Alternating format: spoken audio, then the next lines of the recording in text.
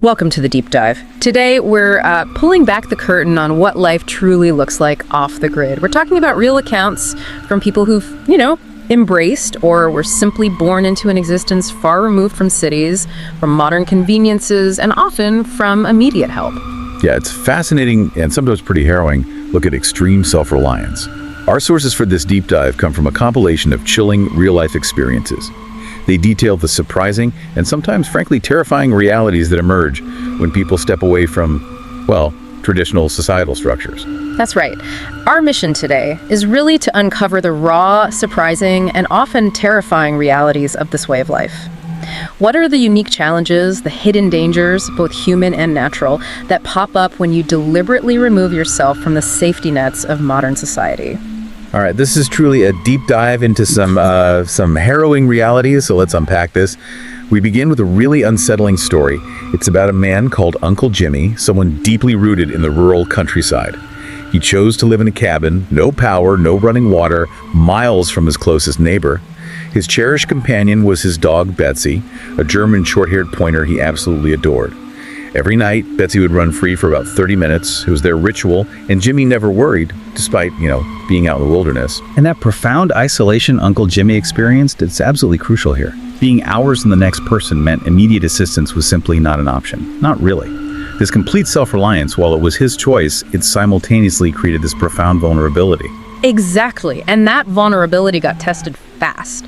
This initial incident, it's truly terrifying. It brings home that isolation you just mentioned. Betsy let out this scream, like pure terror. She limped back to Jimmy, looking at him almost like she was begging for help, and when he scooped her up, his hands were instantly covered in blood. Oh, wow. Yeah, and that's when he saw it. A deep knife wound stretching right across her leg. The chilling realization wasn't just that an animal had been attacked, but that someone, a person with a knife, was out there, close by, silently lurking in the remote wilderness. That's incredibly unsettling, how the threat just shifts, right? Yeah. From, environmental dangers, bears or whatever, to acutely human. This wasn't a random wild animal encounter. Right. It was deliberate, malicious, done by a person. And in the place where seeing anyone was rare, let alone someone acting like that. It's deeply disturbing. It immediately makes you wonder, who on earth was out there and why? And how do you even begin to process a human threat like that when you're so utterly alone? That's the chilling part, isn't it? How do you process that? And what followed only amplified that sense of dread. A week went by. Nothing.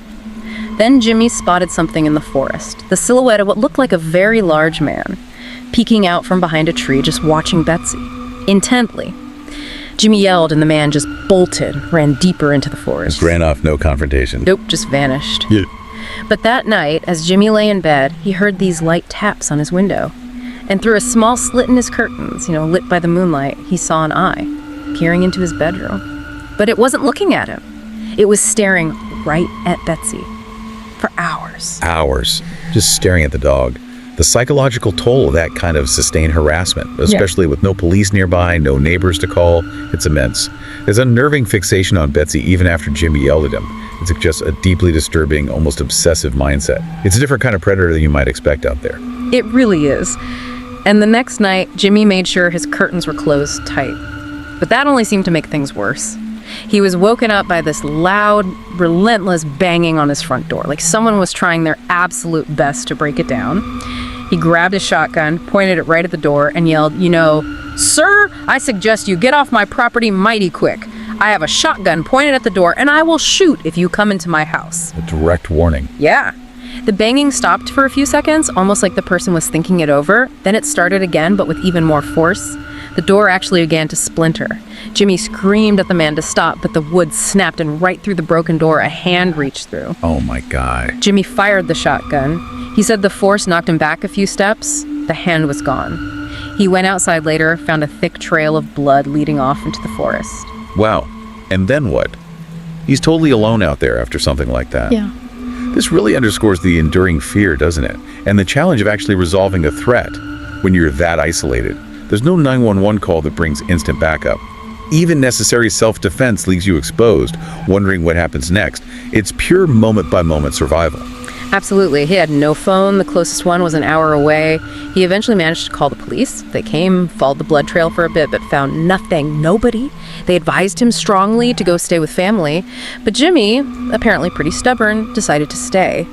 For weeks after that, he kept hearing scratching on his door at night. And he swore he heard whispers outside his window, just repeating Betsy's name. Over and Just the name. That's deeply unsettling. The presence lingered. It did. They never tried to break in again, though. And eventually, Jimmy started to feel a bit less threatened. Maybe the guy gave up or moved on. But the grim conclusion came 4 months later. Early January, freezing cold. Jimmy woke up, made coffee, opened his front door, and there, leaning against a post on his front porch, was the man. He wasn't moving, wasn't breathing. He'd frozen to death. No way. Just there. Right there. And it was clearly the man he'd shot. He was missing several fingers on one hand. That finally did it. That prompted Jimmy to move, to go be with his family. It's just chilling, isn't it? That the solution to his torment wasn't the police, but the very wilderness itself. The cold. That's a profound takeaway from his ordeal, actually. It's not just about the human threats you might encounter. It shows that in true isolation, sometimes the raw and different forces of nature itself become the final arbiter. The wilderness, in its unforgiving cold, can be just as decisive, if not more so, than any human action. It's a chilling reminder of what truly holds power in those environments. Okay, so we've just explored that terrifying isolation of one person facing this unknown, persistent human threat.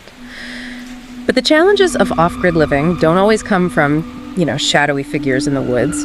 Sometimes the vulnerability lies closer to home, within the fabric of trust, even. Our next story highlights the dangers that can arise, even with a strict commitment to safety. This is about two 22-year-old women living off-grid, mainly for affordability. They were about 30 minutes outside of town, and they had one cardinal rule.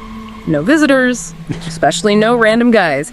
They knew they were vulnerable out there, miles from anyone, limited ways to protect themselves. And that rule immediately sets up this critical tension, doesn't it? Between the desire for independence, the off-grid dream, and the basic need for personal security. Their rule wasn't just a preference. It sounds like it was a vital safety measure. It really highlights the unique vulnerabilities of being remote, especially as young women. You're so reliant on your own boundaries. Absolutely, and that rule got broken. One housemate, let's call her Julie, brought a random guy home. The other housemate, our narrator, was furious, livid. She felt her boundaries were completely violated, her safety compromised. But Julie just laughed it off, apparently saying something like, "Relax, this isn't the movie Taken." Wow. Dismissive. Totally. And that made the narrator so uncomfortable, knowing the stranger now knew where they lived, knew they lived alone, that she actually packed a bag and temporarily moved out to her mother's house. Right. And you mentioned shared responsibility earlier. This is where that becomes incredibly stark, isn't it? What seems like a minor breach of trust to one person, Julie, just bringing a guy over, becomes a potentially catastrophic lapse in security for the other, purely because of their isolated location. When you live off-grid, those traditional safety nets, police down the street, neighbors nearby, they're gone. Your personal relationships, your shared rules, they become your most critical security system. Yeah. This incident is just a brutal reminder that a single lapse in that trust can shatter the entire framework of safety. And it did shatter it. The narrator came back home a few days later, just planning to pack some more things. It was around 8 p.m. As she walked towards the front door, she froze. Hiding in the darkness near the house, she watched two men in black masks standing right at the door, behind the frosted glass. Oh no. Yeah. She overheard one of them say, "I'm telling you, man, girls who live here, they're types of fine." Yeah. Her heart just sank. She managed to slip back into her room without them noticing, locked the door. She opened her window slightly, hoping to make it look like maybe she'd climbed out that way if they got in. Then she hid in her closet, buried under thick comforters. Can you imagine the terror? Being right there during a home invasion, knowing help is at least 30 minutes away? It's amplified massively. That time gap is terrifying. Her quick thinking, though silencing her phone, texting her mom and Julie that, was critical. But that agonizing wait for sirens, it just highlights how vulnerable you are. In that moment, her silence, her hiding, it was literally her only defense. And she needed every bit of it. She heard the glass in the front door shattering. She was barely breathing, listening as they argued loudly inside the house, saying they hadn't found her yet. Her phone started blowing up with calls and texts from her mom and Julie, but she couldn't risk looking at it, couldn't make a sound. Then she heard them try her bedroom door handle. It was locked. One of them kicked the door in. Oh, man. The window trick seemed to work initially. They apparently yelled that she must have gotten away through the window, but the relief was short-lived. One of them stayed in her room, started ransacking her drawers, getting audibly frustrated that she didn't own anything expensive. Her breath just stopped when she heard footsteps getting closer and closer to the closet, just as she felt him grab the blanket she was hiding under. His friend burst in yelling that they could hear sirens coming down the road, and they fled. That is incredibly close, just pure luck with the timing of the sirens. And this story really underscores that even with careful planning, like their no visitors rule, the human element, especially a breach of trust from someone you live with, can expose you to significant danger. The consequences just ripple outwards. Even though the police arrived and the original guy Julie brought over had an alibi, the impact on the victim was devastating. Totally. The police found no real evidence linking it back definitively. The guy Julie brought over denied telling anyone where they lived, but the narrator, understandably, didn't buy it. She moved out immediately. Her sense of safety completely destroyed, her life uprooted, all stemming from that one broken rule. Okay, so we've looked at isolation and threats from strangers, and also how trust within the household is critical. Let's shift focus a bit now to how even attempts to build community or engage in self-sufficient practices like bartering can sometimes go terribly wrong. Our next account comes from a family of parents and a 4-year-old son living off-grid in the Pacific Northwest. They had a family dairy cow that produced way more milk than they could possibly drink, so they decided to barter the excess milk on Craigslist. You know, trying to connect with like-minded, local, off-grid type people seems like a logical, resourceful thing to do, right?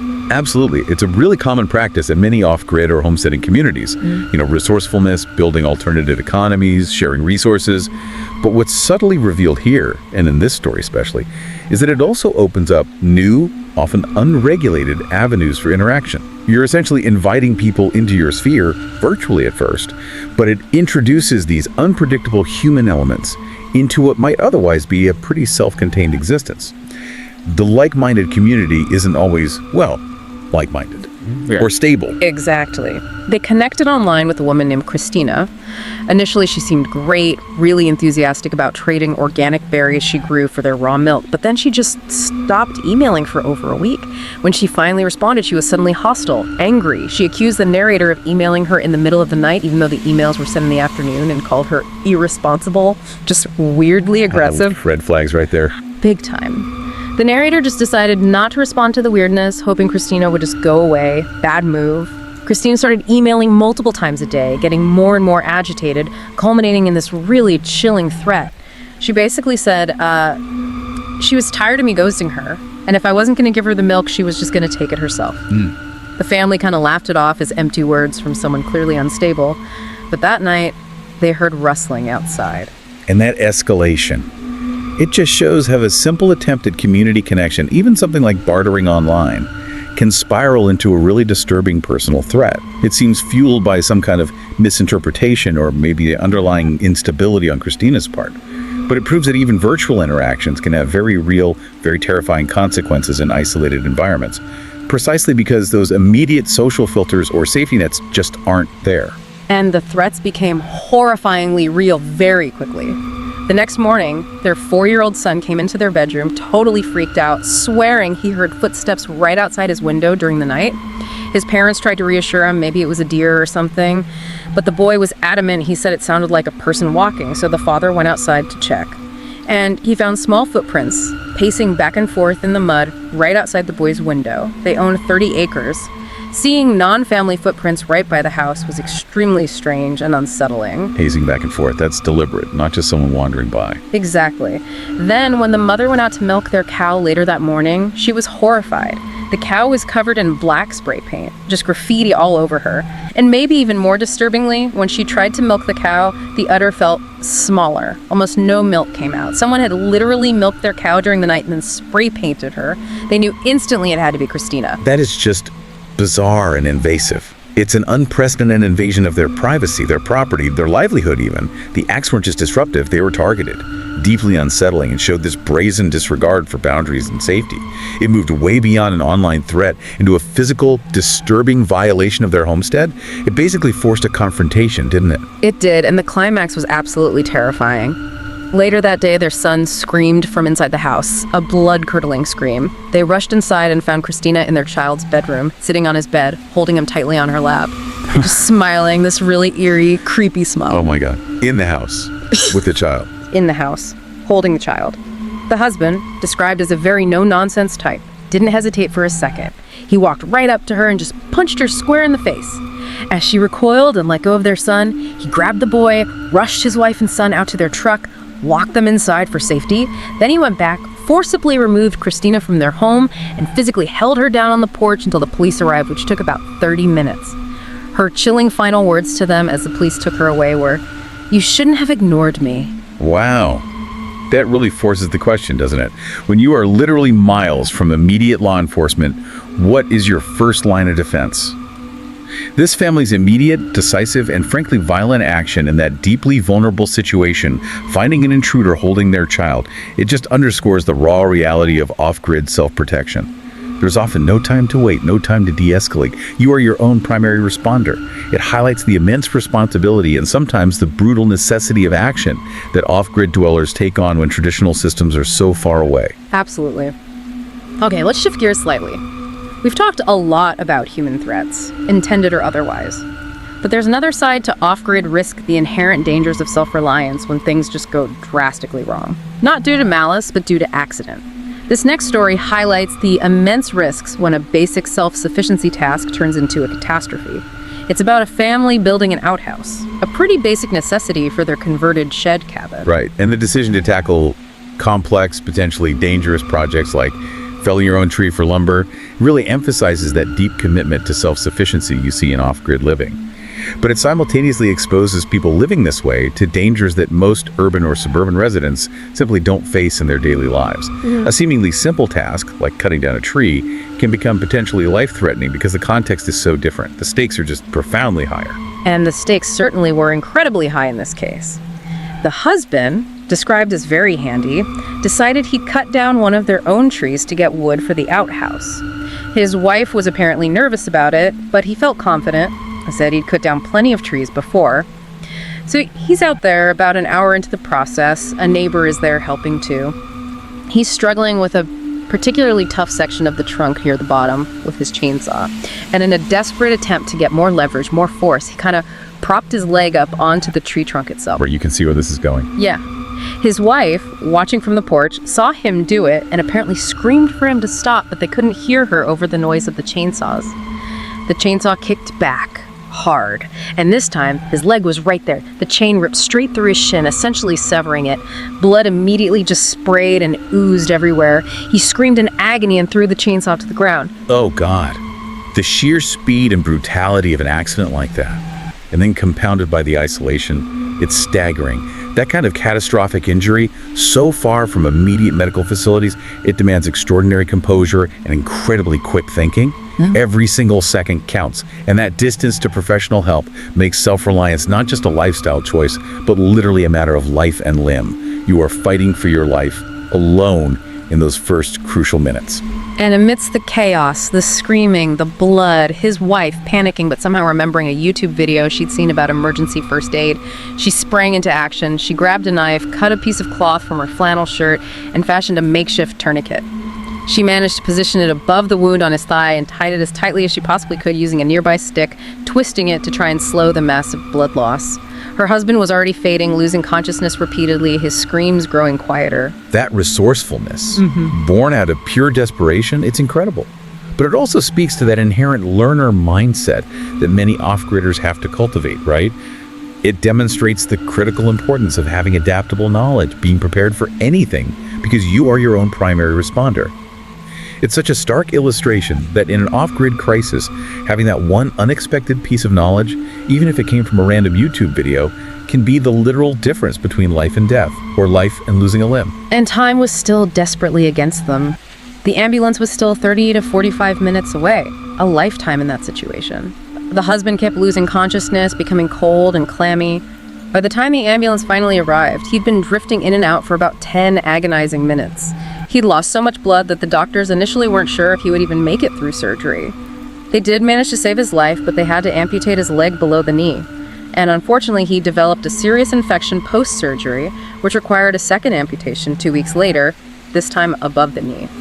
He was, understandably, devastated. Felt like his life was over. What a devastating outcome. And this story is just such a profound, stark reminder of the extreme consequences that serious accidents can have in remote areas, where minutes, literally minutes, make the difference. It highlights the true cost of living off the grid. It's not just about money saved or a simpler lifestyle, it's measured in personal safety and the potential for life-altering outcomes from unexpected events. And it really raises that important question: how much self-sufficiency is too much when it comes to critical life-saving care? Where do you draw the line? So, wow, we've covered quite a range of really harrowing experiences today, haven't we? From, persistent, terrifying stalkers and brazen home invasions to those deeply unsettling encounters with unstable individuals trying to connect, and then these devastating accidents. And all of it just amplified by that profound isolation that really defines off-grid living. Yeah, and if we try to connect this to the bigger picture, these accounts, as tough as they are to hear, they serve as this powerful reminder. While embracing a life removed from the grid definitely offers things like freedom, self-reliance, maybe a deeper connection to nature, it simultaneously strips away so many of the societal safety nets that honestly most of us take completely for granted every day. Things like immediate police response, readily available emergency medical care, even just having neighbors close by. The choices you make when you're off-grid, they become your entire world, your entire safety net. So what does this all mean for you listening right now? Whether you're maybe dreaming of a move to the wilderness yourself, or perhaps just appreciating the conveniences and the security that surround you in your daily life a little more after hearing these stories. It really does raise an important final question, doesn't it? What hidden dangers might be lurking, not just in the woods, but in the very choices we make seeking independence? And how truly prepared are any of us, really, for the unexpected when we step away from the familiar comforts, the familiar systems of the modern world? It seems it's not always the obvious threats like wild animals that prove to be the most terrifying or life-altering out there. Thank you for joining us for this deep dive into these truly unsettling, but I think important stories. We hope they offer you something truly thought-provoking to mull over.